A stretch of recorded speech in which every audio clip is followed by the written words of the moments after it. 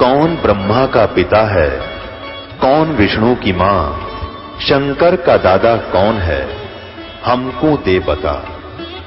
ये जानने के लिए कृपया सुनिए। जगत गुरु तत्वदर्शी संत रामपाल जी महाराज के अमृत वचन सर्व पवित्र धर्मों के पवित्र शास्त्रों के आधार पर। बोलो सतगुरुदेव की जय। बंदी छोड़ कबीर परमेश्वर जी की जय। बंदी छोड़ गरीबदास जी महाराज जी की जय। स्वामी रामदेवानंद जी गुरु महाराज जी की जय।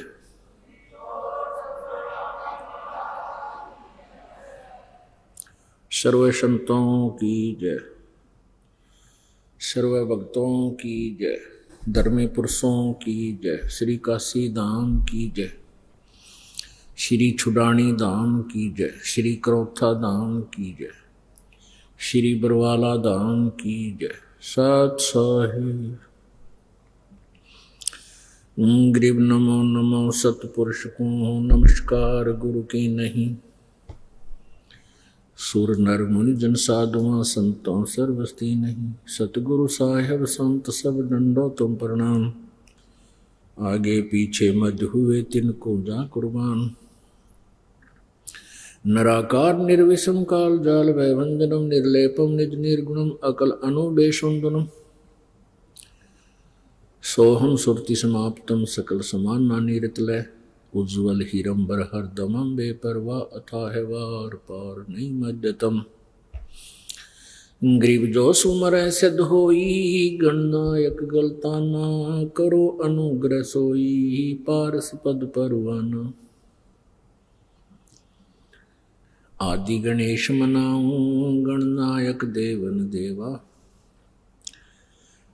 चरण कमल लो लाऊं आद्यंत करूं सेवा। परम शक्ति संगीतम रिद्धिदाता सोई। अवगत गुण अतीतम सत्य पुरुष निर्मोही। जगदम्बा जगदीशम मंगल रूप मुरारी। तन मन अर्पों शेषम भक्ति मुक्ति भंडारी। सुर नर मुनि जन ध्यावे ब्रह्मा विष्णु महेशा। शेष शेष मुख गावे पूज्य आदि गणेशा। इंद्र कुबेर सरीखा वरुण धर्म राय धावे। समर्थ जीवन जी का मन इच्छा फल पावे।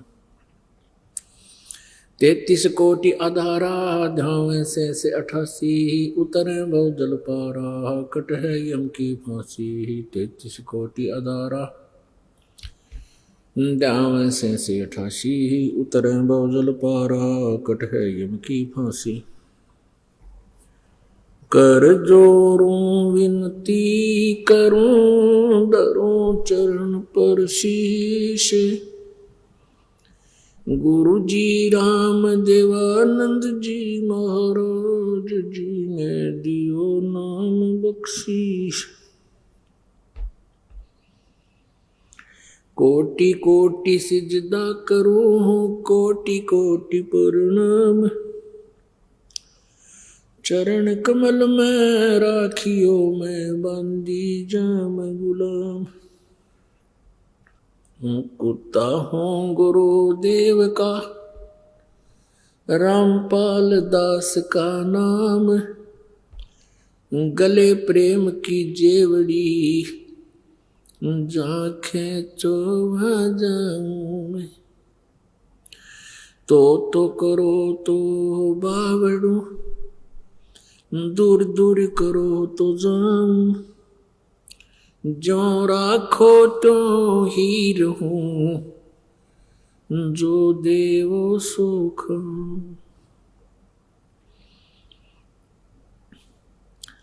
सात द्वीप 9 खंड में गुरु से बड़ा न कोई।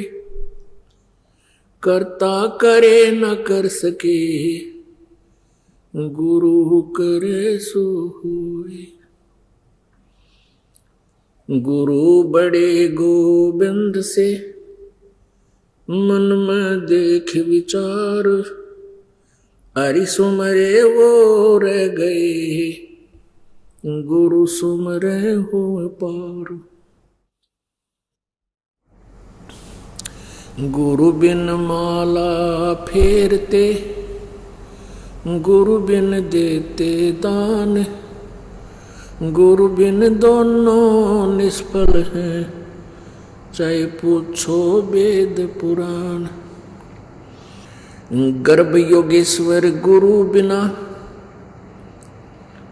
करता हर की सेव, कहे कबीर बैकुंठ से, वो फेर दिए सुखदेव। राजा जनक गुरु किए, फिर कीनी हर की सेव, कहे कबीर बैकुंठ में, चले गए सुखदेव। जय इब के सतगुरु मिले, जय इब के सतगुरु मिले, सब दुख आँखों रो, चरणों ऊपर शीस धरूं, कहूँ जो कहनी हो। कबीर साईं मिलेंगे, पूछेंगे कुशलात, आदि अंत की सब कहूँ, अपने दिल की बात। गुरु जी तुम ना भूलियो, चाहे लाख लोग मिल जाएं, हमसे तुमको बहुत है, तुमसे हमको नहीं। तुम्हारे विसारे क्या बने, मैं किसकी शरण में जाऊं। शिव ब्रंच मुनि नारदा, तिनके हृदय न समाऊं। अवगुण किए तो बहुत किए, करत न मानी और, बावे बंदा बख्श दियो, बावे गर्दन उतार। अवगुण मेरे बाप जी, बख्शो गरीब नवाज, जो मैं पूत कपूत हूँ, बहुर पिता को लाज। मैं अपराधी जन्म का, नक्सिक बरे विकार, तुम दाता दुख भंजना,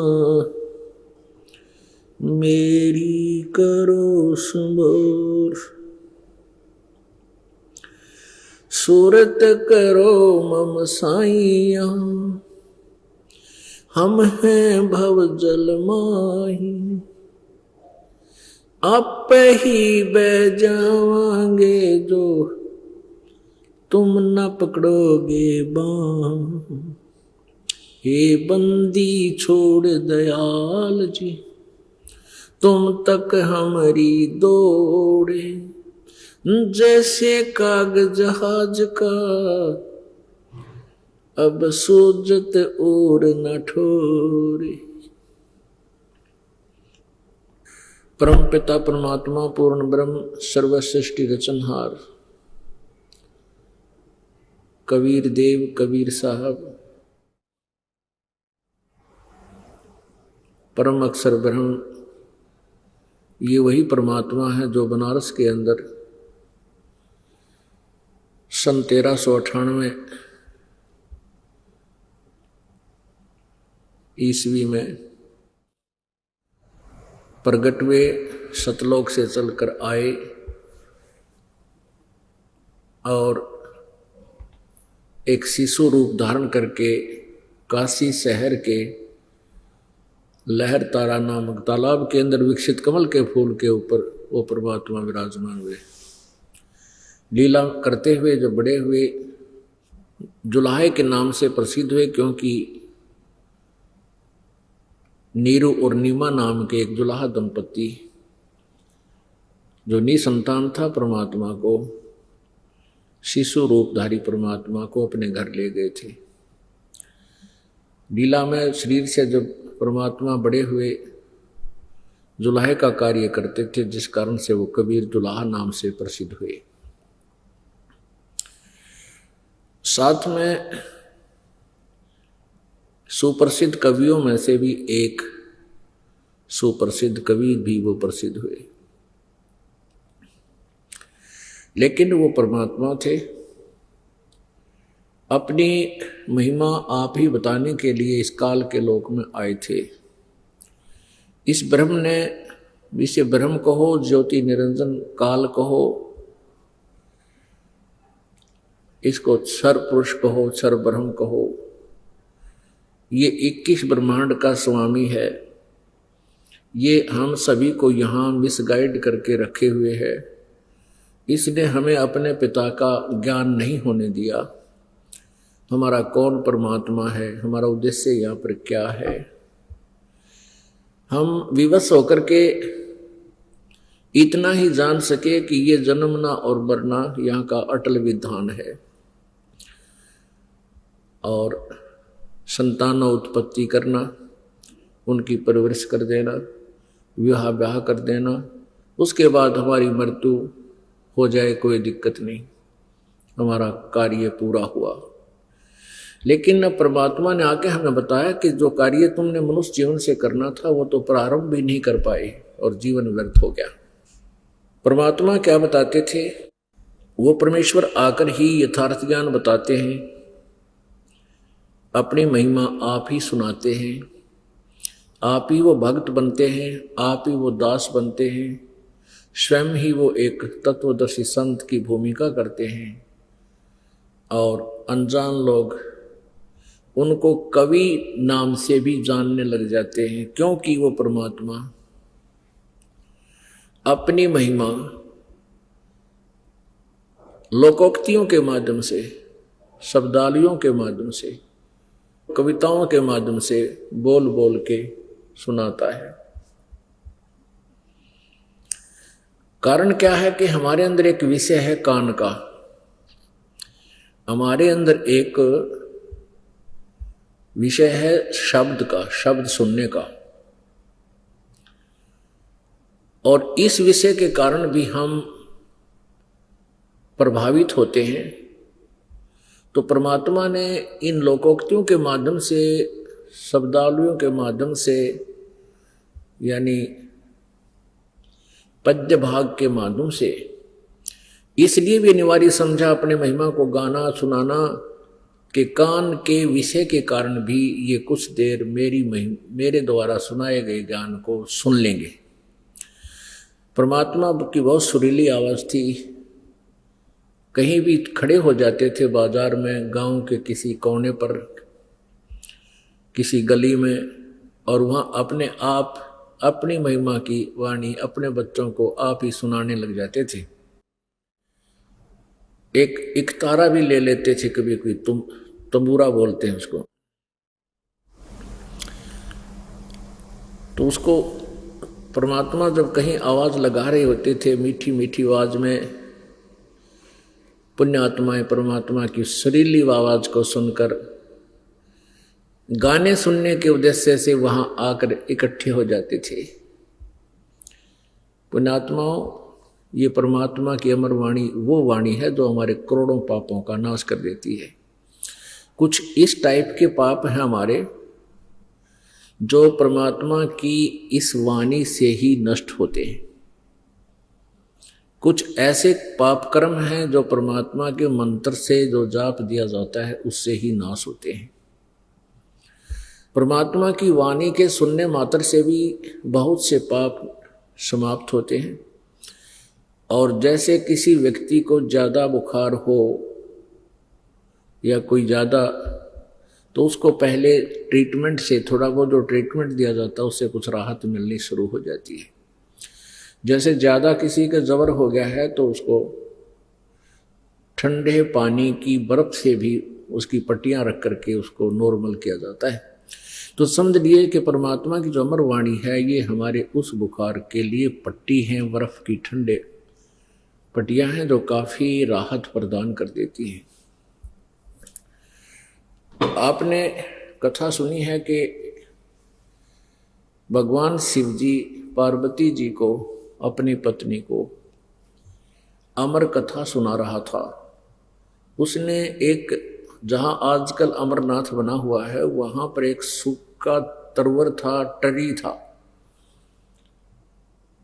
वृक्ष था, उसके नीचे बैठकर कथा सुनाने लगे थे। और उससे पहले भगवान शिव जी ने 3 बार ऐसे हाथ से तारी बजाई थी, इतनी भयंकर नाद हुआ था, वह आवाज हुई थी, उसके सुनकर वहां के आसपास का कोई पक्षी पशु था वो दूर भाग गए थे डर के।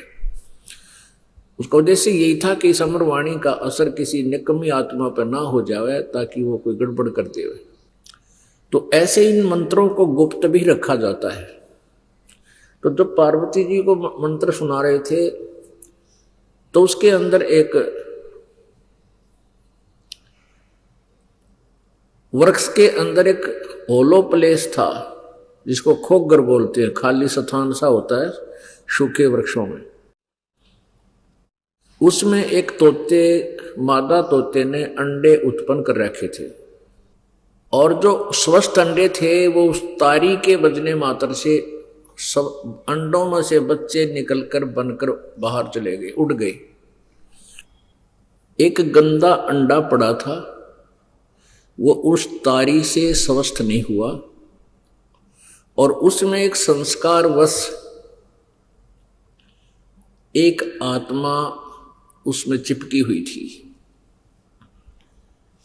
पुण्यात्मा, ये संस्कार होते हैं, जैसे कई बच्चे गर्भ में मर जाते हैं, उनका संस्कार गर्भ में ही मरने का होता है। ऐसे ही उस आत्मा का संस्कार था, उस गंदे अंडे में ही वो संस्कार था कि वो गंदे अंडे से ही उसका योग संयोग था। तो भगवान शिव जी ने पूर्ण परमात्मा के बारे में जानकारी शुरू की। पुण्यात्मा, यहाँ ध्यान से विचार करना कि विचलित हो जाते हैं जो अनजान से बच्चे होते हैं, पहली दूसरी तीसरी बार सत्संग सुनते हैं, कि यहाँ एक प्रश्न मन में उठेगा कि जैसे भगवान शिव जी ने कथा सुनाकर उस गंदे अंडे में जो संस्कारवश एक आत्मा चिपकी हुई थी उसको स्वस्थ कर दिया, वो बच्चा बन गया और वो उड़कर चला गया, तो इससे आपके मन में ये आएगी कि ये भी कर्म के फल को चेंज कर देते हैं। नहीं, ये प्रारब्ध था इसका, और जो प्रारब्ध में लिखा होता है ये परमात्मा, तीनों भगवान, तीनों देवता उसको केवल अप्लीकेबल ही कर सकते हैं, परिवर्तन नहीं कर सकते। अब क्योंकि ये अध्यात्म ज्ञान है और तत्व ज्ञान है, ये वो ज्ञान है जो अभी तक परमात्मा ने, कबीर जी ने किसी को प्रदान नहीं किया था, दास पर कृपा की है। तो इसलिए इसको बार बार सुनाना और समय समय पर इसके जो डाउट क्रिएट होने के स्थान हैं उन कंसेप्ट को क्लियर करना अति आवश्यक हो जाता है। फिर साथ में एक और है कि इसमें जैसे कथा जो परमात्मा की सुनाई जाती है, क्योंकि ये स्वयं भी जीव हैं, ब्रह्मा विष्णु महेश भी एक जीव हैं, आप जैसे ही हैं। इन्होंने अच्छी साधनाएं कभी की थी, प्रभु कबीर जी के उपदेश प्राप्त करके फिर ये पार ना हो पाए, ये काल का फंस गए, इबिन को यहाँ के प्रभु बना लिया, स्वामी बना लिया अपने स्वार्थ के लिए।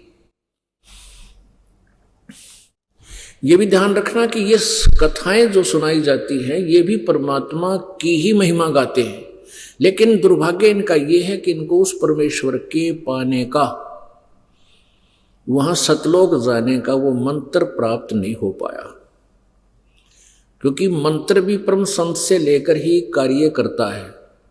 जैसे अपॉइंटमेंट लेटर होता है, उसमें 4 पंक्तियां 4 लाइन होती है, उसको कोई भी लिखकर टाइप कर सकता है, अपने साइन भी कर कर दे सकता है, लेकिन वो अप्लीकेबल नहीं हो सकता, उसका लाभ नहीं मिल सकता। अधिकारी ही उस पर साइन करे तो उसका लाभ मिलता है। तो ये मंत्र जो थे इनको प्राप्त नहीं हुए, लेकिन ये महिमा परमात्मा की ही सुनाते थे, और मंत्र जो जाप करते थे वो अन्य थे। तो परमात्मा की महिमा, जैसे आप देवी पुराण में 7वें स्कंद में वो देवी हिमालय को ब्रह्म के बारे में जानकारी दे रही है। वो महिमा तो गा रही है, सुना रही है उस पूर्ण परमात्मा की, कि वो किसी की बुद्धि में आने वाला नहीं है, वो अक्षर ब्रह्म है, वो सबकी बुद्धि से पार है। और मंत्र बता रही है ओम, और फिर कहती है ब्रह्म का यही मंत्र है। इनको खिचड़ी ज्ञान था, इनके पास कोई तत्व ज्ञान नहीं था। ऐसे ही स्थिति इस भगवान शिव जी की जानो। तो भगवान शिव जी ने जब कथा सुनाई, पूर्ण परमात्मा की महिमा बताई जाती है, उसके बाद फिर मंत्र सुनाया जाता है। तो जो ही वो महिमा सुनाई तो गंदा अंडा जो था वो स्वस्थ हुआ, उसमें बच्चा बन गया। और जो ही वो अंदर की स्थितियां बताने लगे कि मूल कमल में गणेश जी हैं, कमल जैसी अंतड़ियां अंदर बनी हुई हैं, उनके 4 पंखड़ी हैं, ऐसा कलर है, गणेश जी का वास है फिर नाभि कमल में। ऐसे बताते बताते कंठ कमल से ऊपर की तरफ जब चले, पार्वती जी समाधिस्थ होगी। बोलना, हुंकारे भरना बंद कर दिया। हाँ जी, हाँ जी। तो अंडे से बने हुए तोते ने, गंदे अंडे से, उसने हुंकारे भरने शुरू कर दिए। तो भगवान शिव जी ने देखा ये पार्वती तो समाधिस्थ होगी है, बोल कौन रहा है। फिर वो आत्मा जो परमात्मा की महिमा की वाणी से चार्ज होगी थी, वो शरीर छोड़गी तोते का, आकाश में उड़ लिया। पहले तो तोते वाले शरीर में उड़ा, फिर आगे जाके तोते वाला शरीर छोड़ करके वो वेद व्यास जी की पत्नी के गर्भ में चले गए। ऐसी कुछ सिद्धियां आ जाती। अब जहां ये प्रसंग हम वहीं आते हैं वापस। तो परमात्मा कबीर जी वो तो समर्थ थे, और समर्थ के मुख से उच्चारित वाणी और ज्यादा अफेक्ट करती है। पुण्यात्मा, एक शब्द प्रधानमंत्री कहता है, प्रधानमंत्री जी बोलते हैं कि ये एक करल कॉलेज सैंक्शन किया जाता है, कर दिया और काम शुरू कर दो, तो हो गया शुरू। और उसके अतिरिक्त कोई और मंत्री करते हैं तो उसमें डिले हो सकती है, लेकिन प्रधानमंत्री ने कह दिया तो मिनटों में शुरू हो जाता है। इसी प्रकार यानी परमात्माओं की भिन्नता, उनकी सूक्ष्मता में अंतर समझने के लिए ये आपको यहाँ के उदाहरण देने अनिवार्य है। फिर क्या हुआ, परमेश्वर कबीर जी समय समय पर किसी भी गांव नगर में जाकर और अपनी महिमा आप ही सुनाया करते थे कविताओं के माध्यम से। और जिस कारण से बहुत से भक्तजन उनके उस वचनों को सुनने के लिए आ जाया करते थे। ऐसे परमात्मा रह रह कर जाते थे, एक समय कई कई स्थानों पर भी प्रकट हो जाया करते थे। उस समय मीडिया नहीं था। आजकल तो एक स्थान पर प्रवचन कर दिए जाते हैं, उन प्रवचनों का फिर आगे कैसेट बना करके मीडिया चैनल को दे दिया जाता है, और फिर उस चैनल के माध्यम से एक ही समय में लाखों स्थानों पर टेलीविजन के माध्यम से वो प्रचार किया जाता है। आजकल तो बहुत आसान है अपने ज्ञान को जनसाधारण तक पहुंचाना, लेकिन आज से 600 वर्ष पहले ना कोई लाउड स्पीकर था, ना कोई और व्यवस्था थी, ना कोई व्हीकल थे।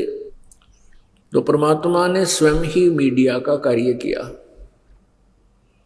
एक दिन में सैकड़ों स्थानों पर सैकड़ों रूप बनाकर उसी रूप में एज इट इज सैकड़ों स्थानों पर प्रकट हो जाते थे, हजारों स्थानों पर, और वहां फिर अपनी ये वाणी सुनाया करते थे।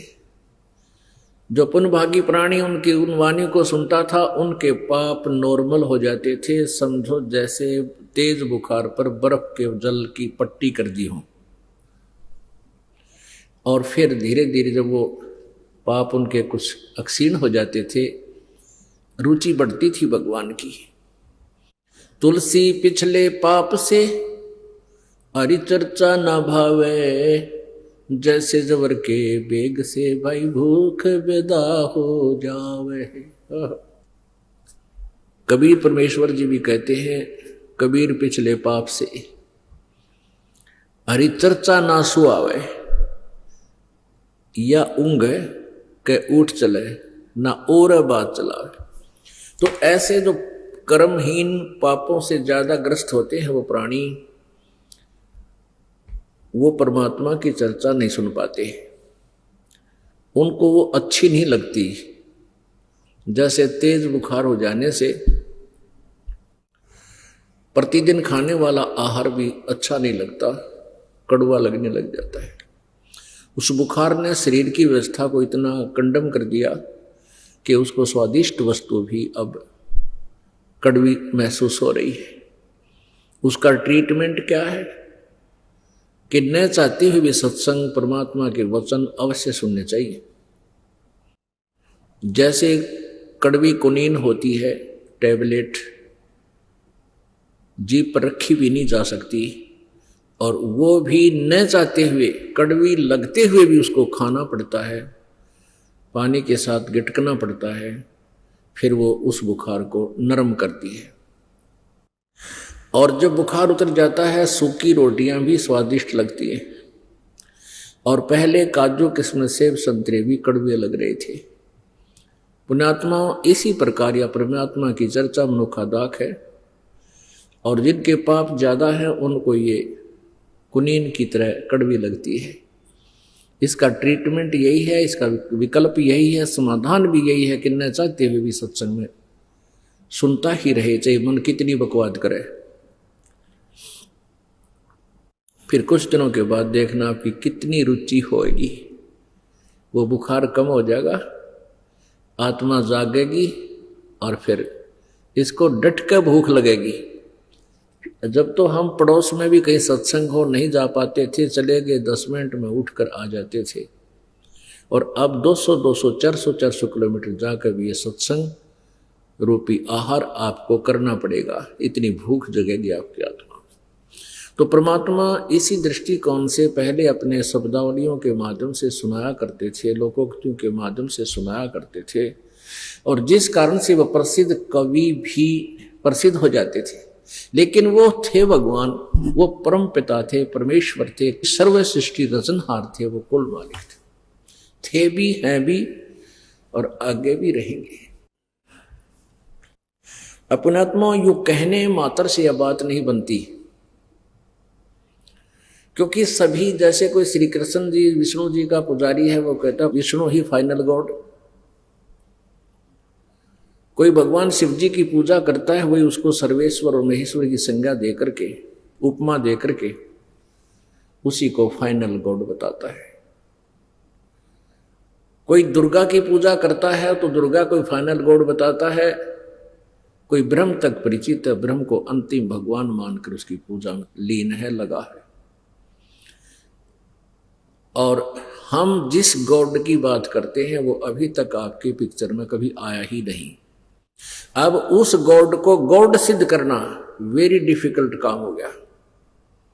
परमात्मा को परमात्मा ही सिद्ध करना बहुत डिफिकल्ट बन गया। लेकिन आज परमेश्वर ने जो कृपा हम पर बख्शी है, ये मीडिया दिया है, इलेक्ट्रॉनिक सिस्टम दिया है, कंप्यूटर दिया है, इंटरनेट और सैटेलाइट दी है, ये God given, Kabir God given है। जीव के बस का नहीं इनको बना दे। चौथा युग आ गया, अभी तक क्यों ना के लिए बनाए, पहले क्यों नहीं बनाए सैटेलाइट, फलाने लाइट। अब ये मालिक ने बुद्धि दी है इसलिए कि मैं अपने बच्चों को इसके माध्यम से बहुत आसानी से समझा सकूंगा। और शिक्षा भी मालिक ने दी है, नहीं पहले कोई शिक्षा नहीं थी अपने पूरे विश्व में, क्योंकि शिक्षा की आवश्यकता ही नहीं थी, नैतिकता की आवश्यकता थी, वो नैतिकता परिपूर्ण थी। अब शिक्षा के अवगुण अधिक है, गुण केवल एक महसूस हुआ है कि हम परमात्मा को पहचान सकते हैं स्वयं सदग्रंथों को पढ़कर। नहीं, ये इस विद्या ने तो हमारा बट्ठा बैठा दिया मानव का। केवल रोजी रोटी तक सीमित हो गए। डॉक्टर बनता है, पढ़ाई करता है बच्चा, उद्देश्य दुनिया लूटना ही होता है उसका। इंजीनियर बनता है, उसका उद्देश्य भी यही होता है कि मैं ऐसे ऐसे कमाई करूंगा। और भी जितनी ट्रेनिंग्स हैं उनका मूल उद्देश्य यही होता है कि मैं धन कमाऊं। और धन कमाने के फिर तरीके भी बहुत घिनौने अपनाने शुरू कर देते हैं। तो इस पढ़ाई से, शिक्षा से, अक्षर ज्ञान से हमें बहुत हानि है, लेकिन एक विशेष लाभ है कलयुग में। परमात्मा ने इसलिए शिक्षा हमें दी है। वो विशेष लाभ ये है कि हम भगवान पहचान लेंगे और यहां से पीछा छुटवा लेंगे। और साथ में मालिक ये भी कहते हैं, कोट जन्म तन भ्रमत हो गए, कुछ ना हाथ लगे रे। तो हम उस कंसेप्ट को फिर क्लियर करते हैं कि हम बताते हैं Kabir is God, complete God.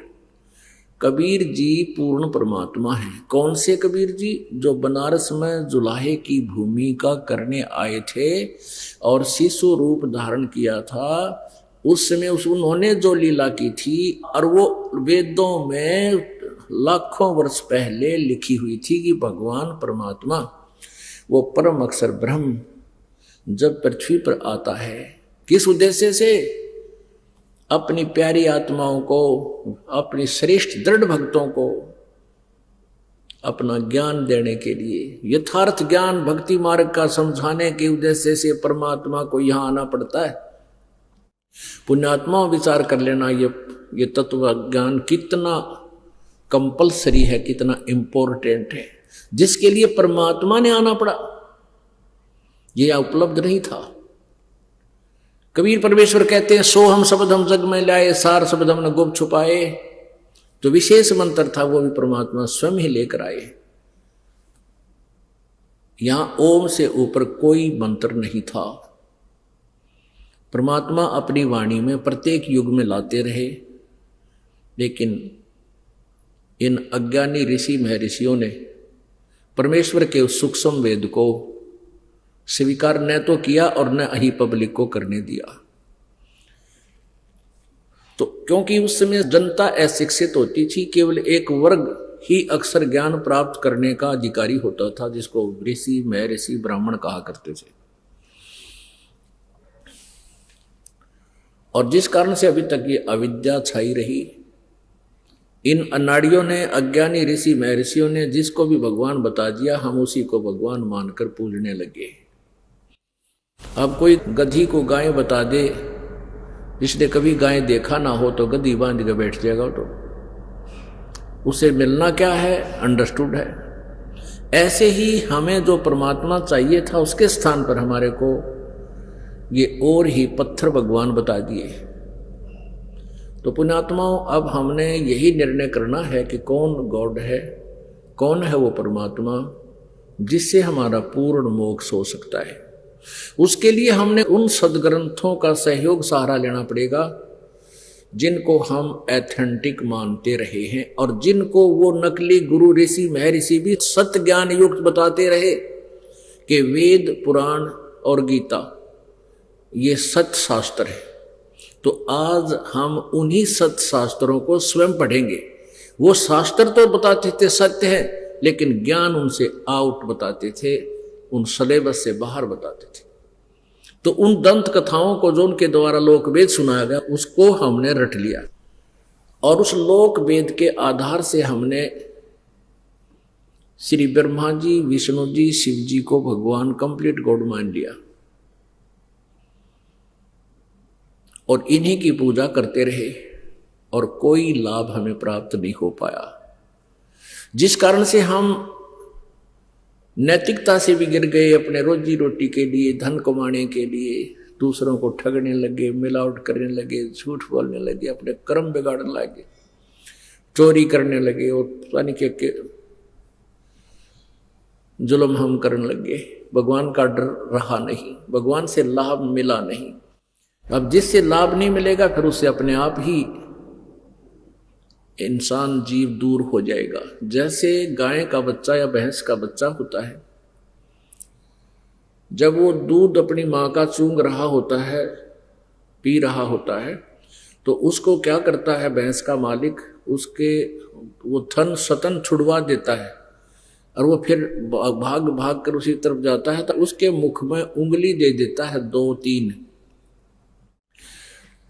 और वो भैंस का बच्चा या गाय का बच्चा उस उंगलियों को थन समझकर कुछ देर तो चूसता रहता है। वो धीरे धीरे उसको पकड़ कर ले आता है, खुट्टे से बांध देता है, फिर वो छोड़ देता है। वो अपने आप छोड़ देता है 2 सेकंड में कि ये तो वो वस्तु नहीं है जिसमें वो आनंद था। तो ऐसे ही हम जिस भी प्रभु को उन गुणों युक्त मानकर, जो गुण हम परमात्मा पूर्ण के सुनते हैं, उन गुणों की प्राप्ति के लिए हम अन्य भगवानों की पूजाएं करने लगे, जो कि इन नकली गुरुओं, ऋषि और वह ऋषियों ने बताए थे। तो उनसे हमारे प्रारब्ध में कोई परिवर्तन हुआ नहीं, पाप कर्म कटे नहीं, दुख निवारण हुआ नहीं, कोई हमारे प्रारब्ध में परिवर्तन नहीं हो पाया। जैसे हम धनी बनने के लिए कोई जंतर मंतर किया, वो सफल हुआ नहीं, कोई रोग काटने के लिए, समाप्त करने के लिए कोई साधनाएं की, वो ठीक हुआ नहीं।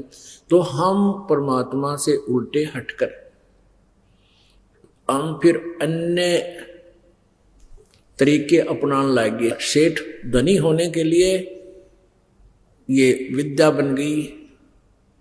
पहले वैद्य होते थे। हमने भी देखा कुछ ऐसे व्यक्ति थे गांव में जो अपना कर्म भी करते थे, खेती बाड़ी, और खेतों में से जैसे उनको कोई विद्या पता प्राप्त थी, 1-2 बीमारी की वो औषधि जानते थे, और वो कूट छेद कर तैयार रखते थे, कोई पैसा नहीं लेते थे, दवाई दे देते थे, उनको राहत मिलती थी, फ्री दिया करते थे, वो पुण्य समझते थे इसको। आजकल के डॉक्टर देख लो आप, पुण्यात्माओं, ये सच्चाई दास को कहना पड़ रहा है, और सच्चाई के बिना, इस कड़वी सत्य के बिना जीव का असर नहीं हो सकता। आप देख रहे हो जगह जगह पता नहीं कितने को हॉस्पिटल, एक शहर में 10-10 हॉस्पिटल, और उनकी लाइन ही टूटती, इतने लंबे लंबे, और उनकी फीस आसमान छूती है।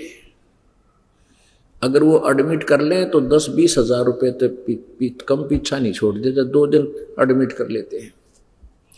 अब उनकी भी मत मारी जा रही है कि उस धन पैसे को ले कहां जाएंगे। बहुत जगह ऐसा सुनने देखने को भी मिलता है, और बहुत सी कथाएं भी हमने सुनने को मिलती है। एक यही पीछे पेपर में आया था, एक बहुत बड़ा डॉक्टर था, बड़ा सुप्रसिद्ध,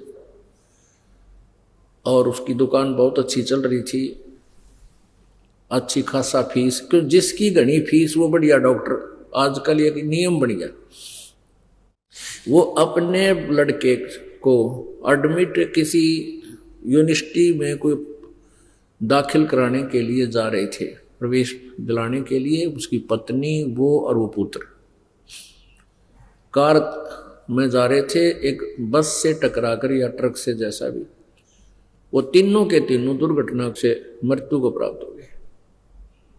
अब सिर पर धर ले उस दुकान ने, सिर पर धर ले वो लाखों रुपया ने, और वो ऊंची फीस ने। परमात्मा कहते हैं दुविधा में दोनों गए, माया में लीना राम, राम नाम कड़वा लगे मीठे लागे दाम। तो कहने का भाव ये है कि हमने परमात्मा से लाभ ना मिलने के कारण हमने ये प्रोसीजर अपना लिए, और ये हमारे दुश्मन हैं। पुण्यात्मा और परमात्मा अपने आप खुद आकर बताते हैं, तुमने उस दरगाह का महल नहीं देखा, और धर्मराज के तिल तिल का लेखा, यानी एक एक तिल तिल भी तुमने कहीं गड़बड़ की है, उसका भी अकाउंट वहां आपको देना पड़ेगा। तो प्रसंग चल रहा है कि हमने परमात्मा से लाभ ना मिला, हम अब शराबी कवाबी हो गए, क्योंकि परमात्मा के सहयोग बिना, पूर्ण परमात्मा के सहयोग बिना हमारे प्रारब्ध का जो दुख है वो दूर नहीं हो सकता, परमात्मा की भक्ति बिना। फिर किसी काम बस टेंशन हो जाती है। अब टेंशन जो दुख होती, चिंता कहो टेंशन कहो, चिंता का नया वर्ड अंग्रेजी में टेंशन हो गया। तो वो टेंशन के लिए हमने के तरीके अपना लिए। कोई बीड़ी सिगरेट पी रहा फटाफट, भाई क्यों, मेरा टेंशन हो गई इसलिए पी। नाम लेने के बाद भी अनजान एक आध आकर बताता है, जो पता लगता है कि ये गलती होगी, कहता है जी मेरे पर गलती होगी, नाम खंड हो गया। क्यों, क्या किया भाई, कि सिगरेट पी ली। सिगरेट क्यों पी, कि टेंशन हो गई थी। अरे भले आदमी, सिगरेट ही टेंशन दूर करती है। कोई कहे जी शराब पी ली मैंने, टेंशन हो गई थी। तो पहले तो वो ज्ञान समझते नहीं, समझने के बाद परमात्मा की भक्ति करे उस टेंशन में, और फिर देखना मालिक का खेल कैसे दया करते हैं वो। तो ये टेंशन दूर करने के तरीके हमने अपना लिए। शराब पीना, बीड़ी पीना, या फिर नशे की गोलियां खाने लग जाते हैं, ये टेंशन नहीं। शराब पीने के बाद 10 मिनट तक चलो हो जाएगा टीटी, फिर उसके बाद फिर उतरते हैं, फिर वही बात, वो टेंशन तो नहीं होगी नहीं जिस कारण से। अब वो कारण, जिस कारण से टेंशन है वो कारण समाप्त हो तो टेंशन दूर हो। तो वो प्रारब्ध कर्म के कारण ही कष्ट होता है, कष्ट से टेंशन होती है। तो कबीर परमात्मा ही वो परमेश्वर है जो उनकी भक्ति से इस टेंशन का ट्रीटमेंट हो सकता है। तो वो हमें मिले नहीं, वो साधना हमें मिली नहीं, हम अन्य पूजाएं करते रहे और फिर नास्तिक होते जा रहे। पूरा चीन कम्युनिस्ट बन गया। कम्युनिस्ट का दूसरा नाम नास्तिक समझ लो। नास्तिक जो भगवान को ना माने, परमात्मा है ही नहीं। और पूरा यो क्या नाम, रूस, यो सारा का सारा नास्तिक यानी कम्युनिस्ट बन गया। और पहले चीन के अंदर, चीन कंट्री में महात्मा बुद्ध के विचारों को बहुत माना जाता था, सभी उसके पुजारी थे। अब महात्मा बुद्ध के द्वारा दिए गए भक्ति ज्ञान और समाधान से, भक्ति से कोई लाभ किसी को हुआ नहीं, और सब ने यही मान लिया कि अपना धंधा करके खाने से ही गुजारा होगा, कुछ नहीं रखा ही भक्ति भक्ति में। और काल भगवान यही चाहता है कि ये नास्तिक बन जा, फिर टंटा कट जा कलयुग तक। अभी तक ये पहले कोई नास्तिक नहीं थे, ना चीन वाले नास्तिक थे, ना रूस वाले नास्तिक थे। इनके पूर्वज जो थे बहुत अच्छी आत्माएं और भक्ति किया करते थे, मालिक से डरने वाले होते थे। अब इस कलयुग का पीक टाइम, भक्ति का पीक टाइम है अब जो शुरू हुआ है, इसके लिए इसने युग काल ने सारा खड़ा करवा दिया। ये चल तो रहा था, सतयुग से ही ऐसा करता आ रहा है, लेकिन सतयुग त्रेता द्वापर में पुनकर्मी प्राणी आते थे और वो भगवान की भक्ति भी करते थे, और उनको मिलती थी राहत उनके प्रारब्ध से, और वो सोच लेते थे हम इस भक्ति से जो साधना करें इससे हमें ये हमारा संकट दूर हो गया। नहीं, लेकिन उनमें आस्तिकता बनी रही, इसलिए काल नहीं कुछ कर पाया। अब कलयुग में ना तो पिछले पुण्य रहे जिसके कारण परमात्मा वो लाभ दे सके। जैसे एक टटीरी थी, महाभारत का एक इतिहास है, उसमें बताया कि एक बहुत अच्छी कोई आत्मा थी, पुण्यकर्मी प्राणी था। वो किसी कारणवश एक योनि टटीरी पक्षी का भोग रही थी। उसने कुरुक्षेत्र के मैदान में जहां महाभारत का युद्ध होना था वहां पर अंडे उत्पन्न कर दिए, और उसी समय उधर सेनाएं आनी शुरू होगी। तब उसने अर्ज की थी, परमात्मा मेरे बच्चों की, मेरे अंडों की रक्षा करो। तो परमात्मा ने उसकी पुकार सुनकर उसके अंडों की रक्षार्थ एक बहुत बड़ा, जैसे हाथी होते थे पहले, बड़े भारी भारी हाथी थी, उनके गले में एक टल घंटी बांध जा करते, घंटा हो जाता पूरा, कोई कोई मणका। तो वो टूट के उस अंडों के ऊपर गिर गया, सारा महाभारत हो गया, अग्नि बाण छुटे और 18 करोड़ जनता कटके मरगी, पर बच्चे न्यों के न्यों, अंडे ज्यों के त्यों पाए। तो यहां विचार करने की बात है कि पुकार तो परमात्मा की पुकार कहो, चाहे प्रार्थना कहो, भक्ति कहो, वो टटीरी ने भी की थी। उसको तो ये भी नहीं पता था तू कृष्ण की भक्ति कर रही है कि तो श्री राम तो कह रही है, या किसी विष्णु से कह रही है, उसने तो परमात्मा ही याद किया था और उसकी पुकार भी सुनी गई क्योंकि उसके पुण्य शेष थे।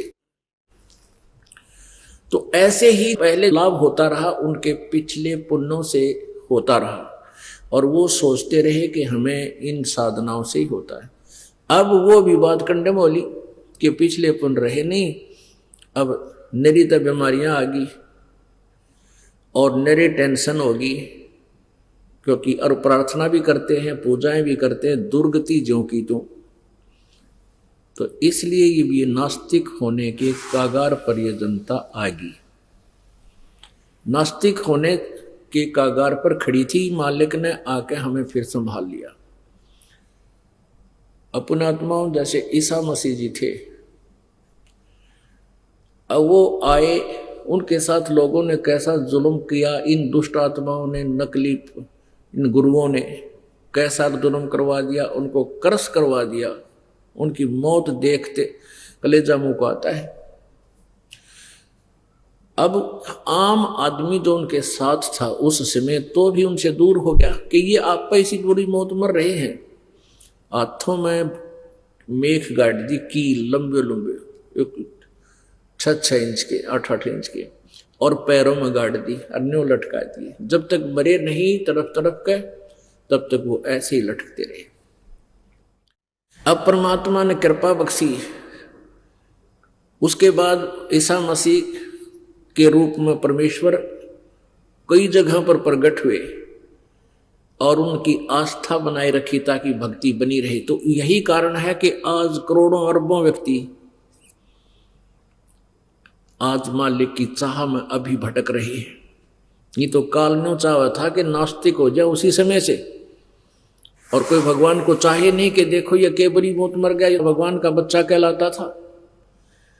तो परमात्मा ने आज तक इस भक्ति को, परमात्मा की चाह को आपके हृदय में बनाए रखा। तो अब हमने ये देखना है कि ये दास कह रहा है कि कबीर इज गॉड। कौन कबीर?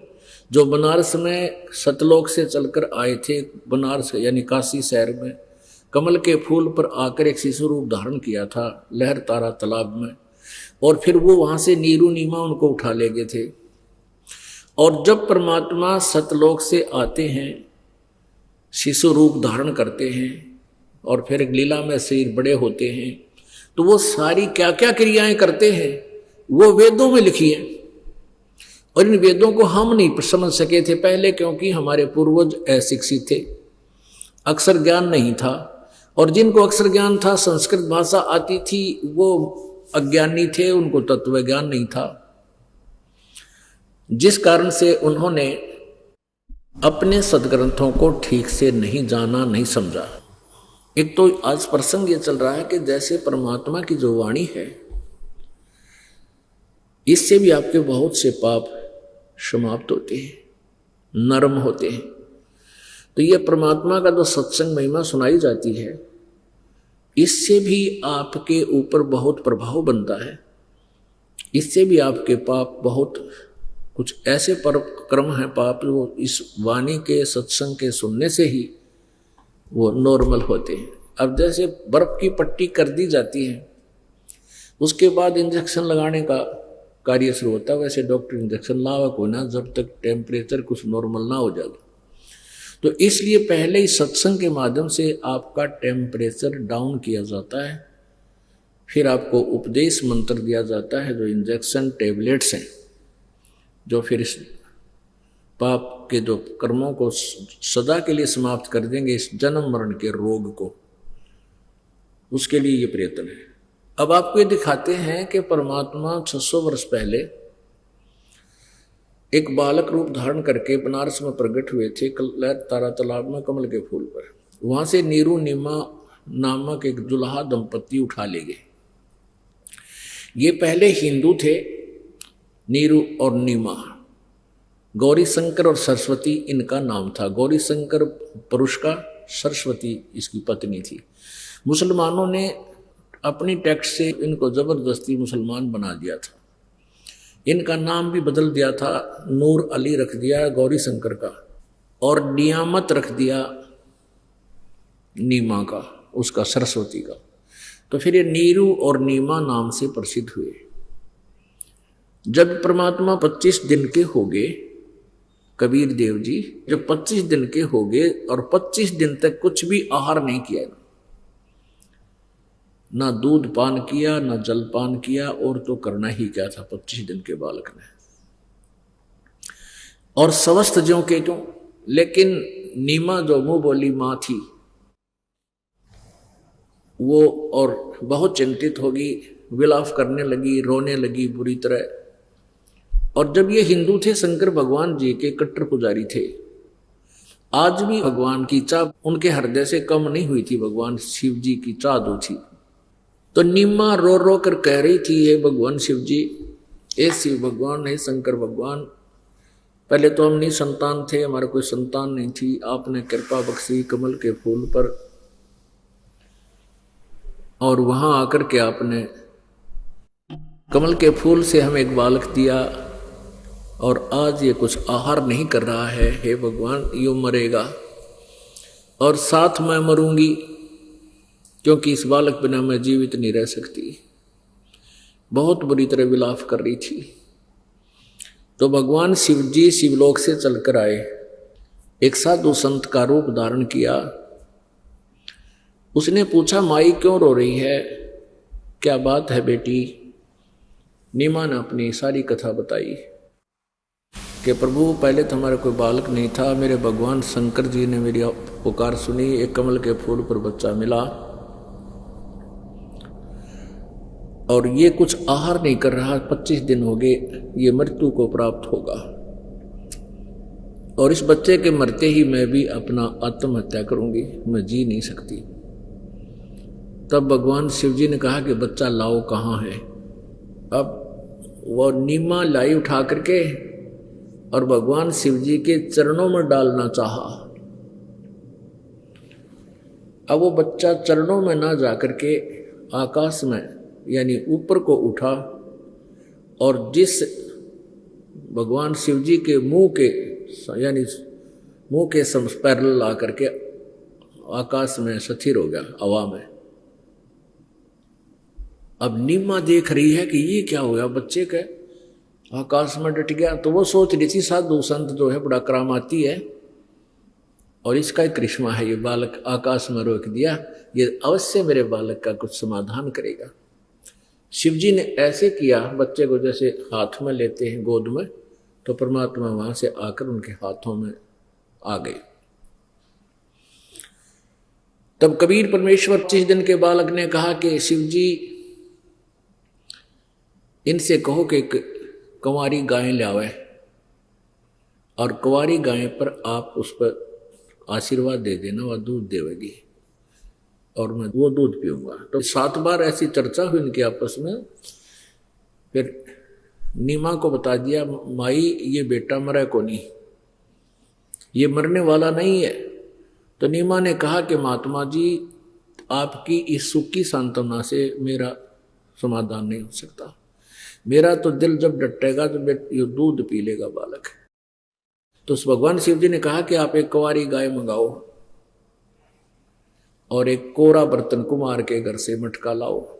ऐसा ही हो गया। भगवान शिव जी ने उस कुंवारी बच्चिया के कमर पे हाथ मारा, जैसे आशीर्वाद भरी थपकी मारते, अपने आप लंबे लंबे सतन हो गए और उनसे दूध की धारा बह चली। वो पात्र भर गया, अपने आप रुक गई। उस गाय ने फिर डेली दूध दिया सुबह से, और परमात्मा ने, कबीर जी ने पिया। अपने आत्माओं, ये कहानी आज नहीं, 600 वर्ष पहले की घटना आज तक उनकी लीला में लिखी हुई है परमात्मा की। और आज यही वेदों में लिखा है कि परमात्मा जब शिशु रूप धारण करके वो पूर्ण परमात्मा यहाँ आता है तत्व ज्ञान समझाने की उद्देश्य से, तो वो ऐसी लीला करता है। ऐसी लीला किसी कृष्ण जी में हो या विष्णु जी का हो, शिव जी का हो या किसी और देवता का हो, देवी की हुई हो, और ईसा मसीह जी की हुई हो या हजरत मोहम्मद जी की हुई हो, कोई बता दो हमने लाकर। आज वेद बता रहे हैं। तो पुण्यात्माओं, अब हमें अपने भगवान के पहचानने में कोई गलती ना बढ़ेगी। भक्ति करना कोई बड़ी बात नहीं,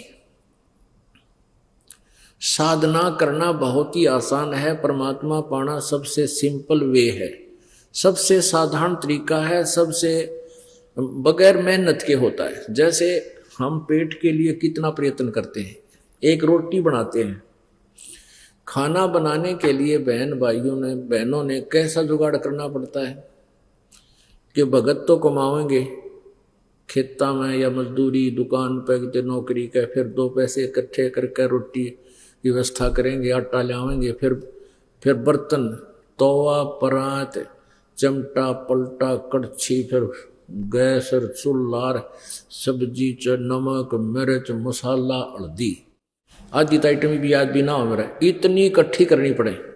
और फिर डेली सुबह शाम कितना एक आवश्यक काम हो बनावा और खावा। और परमात्मा के नाम में कुछ भी ना लेना। नाम उठत नाम बैठत नाम सोवत जागवे, नाम खाते नाम पीते नाम सेती लागवे।